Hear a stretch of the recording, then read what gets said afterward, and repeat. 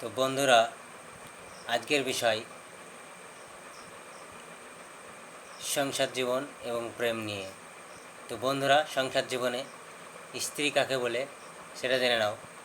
স্ত্রী, সংসার জীবনে স্ত্রী কীরকম হয় সেটা হলো যে তোমার জন্য না খেয়ে বসে থাকবে, কারণ তুমি কাজ করে আসবে, তোমার অপেক্ষায় যে নারীটা বসে থাকবে না খেয়ে একসঙ্গে খাবে বলে, সেটাই ভাই স্ত্রী। এটা হলো ভাই স্ত্রীদের উদাহরণ। তো শোনো ভাই, প্রেমিকা প্রেমিকার প্রেমিকাদের জন্য বলছি পরের স্ক্রিপ্টটা।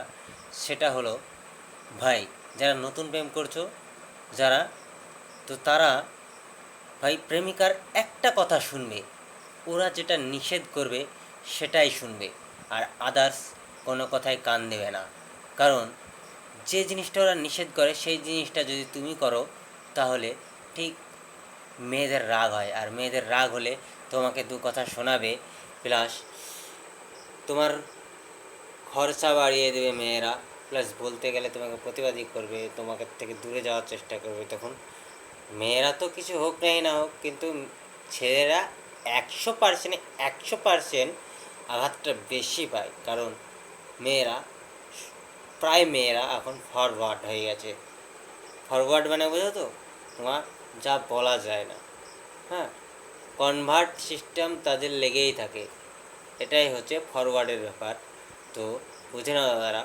তো আর একটা কথা বলবো আমি তোমাদেরকে আমার বিষয় নিয়ে।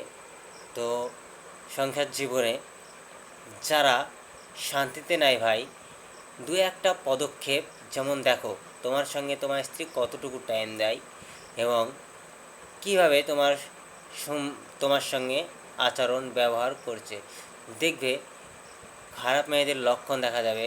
প্রথম কথা, একজনের সঙ্গে কথা বলবে, তো প্লাস তুমি যদি বিবাহিত হও, তোমার বউ যদি কারোর সঙ্গে কথা বলে, প্রায় মেয়েরা মিথ্যে কথা বলে না ভাই। বাড়ির পরকীয়া যে মেয়ে সব করে, যারা, যে বৌদিরা, ঠিক আছে, তারা কিন্তু স্বামীকে প্রায় অনবরত মিথ্যে কথা বলে আসছে। যে ফোন করলে জিজ্ঞেস করবে তুমি এত ব্যস্ত থাকো কেন, তোমাকে বলবে, বাহানা দেবে, ওই মার বাড়ির মা ফোন করেছিল, না দিদি ফোন করেছিল, নেই মাসি ফোন করেছিল, মাসি ফোন করেছিল, এইভাবে বাহানা দেবে। তো জেনে যাবে এই কিছু গণ্ডগোল আছে।